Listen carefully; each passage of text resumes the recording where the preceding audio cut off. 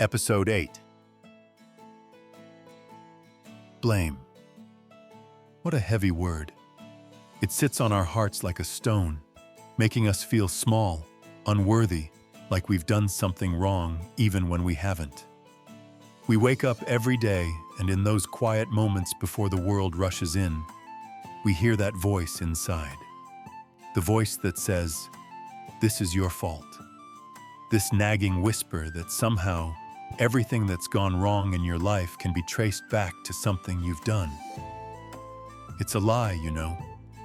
A lie we tell ourselves, and a lie that others tell us too. We blame our parents for what they didn't give us. We blame our friends for not being there when we needed them. We blame the world for not being fair, for not offering us the opportunities we think we deserve. And when we feel like we can't point the finger at anyone else, we turn inward and point at ourselves. We let that blame become the filter through which we see everything. But blame is like quicksand. The more we struggle in it, the deeper we sink. And here's the thing about blame. It's easy. It's easy to place the responsibility for everything we don't like, everything that doesn't go our way, on someone else's shoulders. It's a defense mechanism. It protects us from facing the uncomfortable truth that life isn't always fair, that we too make mistakes, and that we are sometimes, despite our best intentions, the cause of our own pain. I used to blame my parents for not being perfect, for their struggles, their imperfections, their choices that I couldn't understand. I thought if I could just find a reason, a fault, something to point to, then maybe I wouldn't feel so lost. Maybe then I wouldn't have to face the fact that sometimes life is chaotic and confusing, and no one really has it figured out. I blamed my teachers, my friends, the world. I wanted someone else to be at fault so I could hold on to my anger. I wanted someone to tell me, "It's not you. You didn't cause this." Because if it wasn't me, if it wasn't my choices, then maybe I could keep my dignity.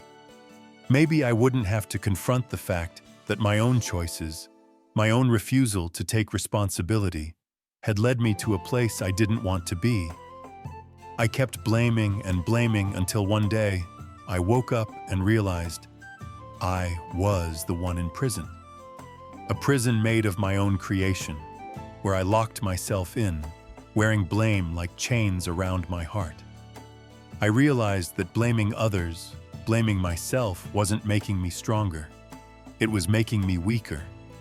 It was keeping me stuck in the past, focused on everything that had gone wrong instead of everything that could still go right. There's a line in the Bible that says, "Blessed is a man who perseveres under trial, for once he has been approved, he will receive the crown of life which the Lord has promised to those who love him." In that moment, I understood. Perseverance doesn't come from blaming anyone. It doesn't come from holding on to the past. It comes from moving forward, from acknowledging that we all stumble, that we all fall short. But that doesn't mean we're doomed. It means we're human. So why keep carrying the weight of blame when you can let it go? Why let it ruin your life when you could be at peace? I remember the days when I was a child, when everything felt simpler. The joy of running through a field with no care in the world. The excitement of being with friends, of laughing, of playing without judgment. Where did that joy go? Why did we let ourselves get so caught up in who to blame instead of what to cherish? We need to stop blaming ourselves for things that were never ours to control. We need to stop blaming others for their shortcomings when we too are imperfect. Life is too short to spend it entangled in this web of blame. There is freedom in forgiveness. Forgive yourself. Forgive those who have wronged you. Set down the blame and in its place pick up peace. Because peace is not the absence of trouble, it's the ability to live through it without being consumed by it. Life isn't perfect. It wasn't designed to be. But there's beauty in imperfection, in mistakes, in lessons learned. So today, let go of the blame. Let go of the anger. Let go of the idea that the past controls your future. You are the captain of your own destiny, and you don't have to let the weight of blame keep you stuck in a cycle of pain and regret. The Bible says, "Therefore you have no excuse, every one of you who passes judgment, for in that which you judge another, you condemn yourself, for you who judge practice the same things."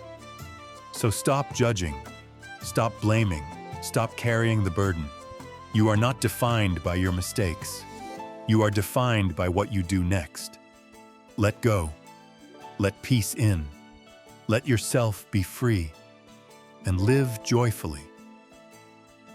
I am Nelly Ferrari, and I live the Kodach secrets.